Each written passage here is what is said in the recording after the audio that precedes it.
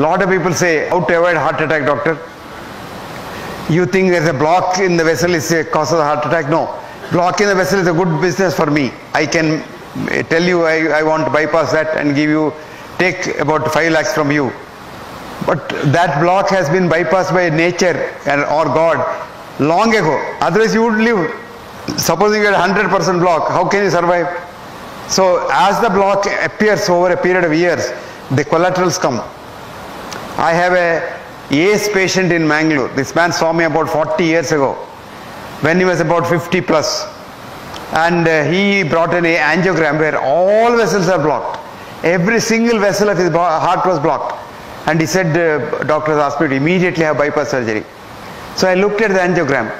Nature had done so much a bypass. His whole heart was so beautifully supplied by blood. So I told him, look, you don't require anything. Nature has done the job. We can only do a cosmetic work on top of it and harm you. So don't worry. But his children were all in America. So they thought, this village doctor doesn't know. So they took their father to America. They went to Mayo Clinic and showed their angiogram. That Mayo Clinic doctor said, send your father back home. Ask him to have a peg of whiskey every night and enjoy life. He will not die. Don't touch him. And that man is alive now, 94. And you can see him today, 94. Ramrod straight. He had 3 cancers after that in the last 40 years. Survived all the cancers also. And this is a very quick man. If you read Mangalore newspapers, this man has now taken the voluntary job of chief traffic warden. Early morning at 9 o'clock, he's about 6 feet 4 inches height. He'll put on that police dress and come and stand in Hampalgatta and direct traffic. At the age of 94. And he's so fit and healthy. Why is he healthy? He has a healthy mind. I always say, mind your mind, your heart will be fine. If you don't mind your mind and fill the mind with hatred, jealousy, greed, ego, depression, etc., you will die of a heart attack very soon. The cause of a heart attack is not the block, but a bad mind. It's a bad mind that attracts a clot, and the clot kills. And if you had a block earlier, you probably don't die. If you didn't have a block, if you were very young and didn't have a block at all, if you get a heart attack, you will die instantaneously on the spot.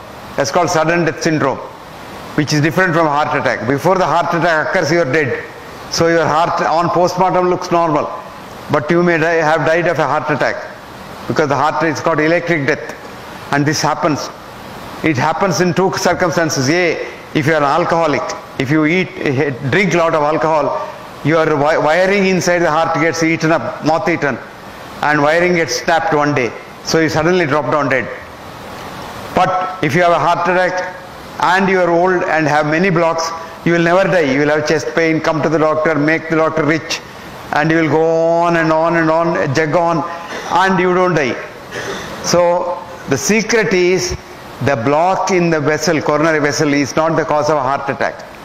Recently they did a study in America.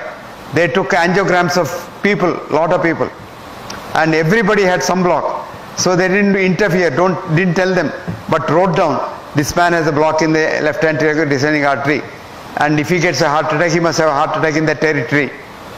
Like that they left and then observed them over the last 20 years.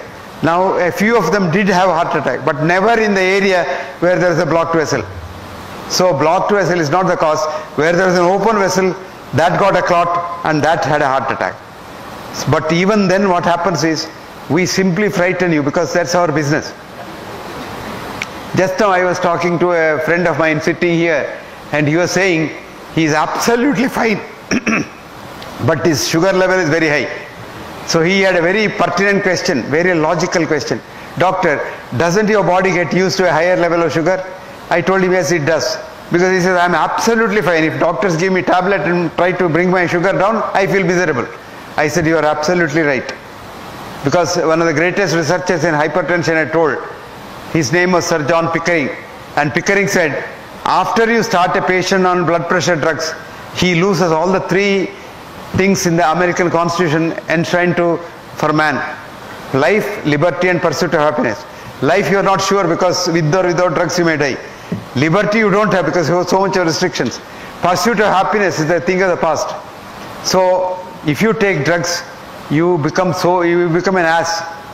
But lot of thinking doctors are there. I was telling that gentleman sitting there with me, I said there is a young doctor in Pune. I met this boy, very ingenious doctor. He has devised a method of not controlling diabetes, but curing diabetes. You have no diabetes at all. At the end of which he will give you a certificate, cured of diabetes, no treatment needed. And that certificate, and he will give you a medal, a gold medal. And he will call every year people who have done that course. And this year he called me as a chief guest. I had about 2,800 people who got the gold medal. They called Muktotsava. In Pune he had 4 days of Muktotsava. Tripathi. Pramod Tripathi. Actually, one of the participants this year who got the gold medal from me was our former Home Minister, Sushil Kumar Shinde. And Shinde told me, sir, with about 20 units of insulin 3 times a day and 3 tablets, my sugar average used to be 240. With this boy's treatment, it has never gone beyond 110. And I'm very happy and healthy now. So this is what is possible. But unfortunately, commercial medicine is different from real scientific medicine. And if you want to know the scientific medicine, it's very easy to live a healthy life. Healthy life, if you want to live, have a healthy mind. And the word that kills you is that arrogance. Do you know who I am? I'm a high court judge. That I starts illness. When once you say we, it starts wellness. All that you do is convert that I into we. That's all, as simple as that. So the things that kill you are the negative feelings in your mind. The things that keep you healthy are positive feelings for others. If you want to be healthy and happy, make others healthy and happy. I always tell my students, each one at least reach one life so that he is made happy. And a lot of people go in search of happiness. I'll be happy when I get my daughter married. I'll be happy when I become the Chief Justice of India. I'll be happy when I become the Prime Minister of India. You will never be happy. If you are happy today, you will be happy all your life.